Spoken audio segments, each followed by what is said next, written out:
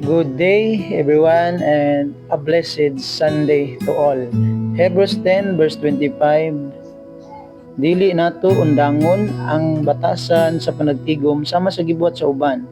Magdinasigay hinuon kita labi na kay nasayod kamo nga hapit na moabot ang adlaw sa pagbalik sa Ginoo.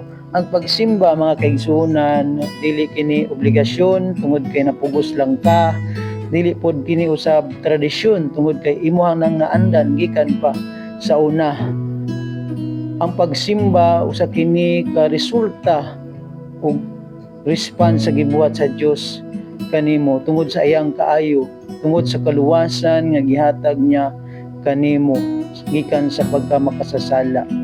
Alang sa mga Kristohanon, ang pagsimba or panagtigom sama ra kini sa gaginhawa. Normal lang sa usa ka Kristohanon nga giluwas sa Dios ang pagsimba. So karong adlaw, be excited.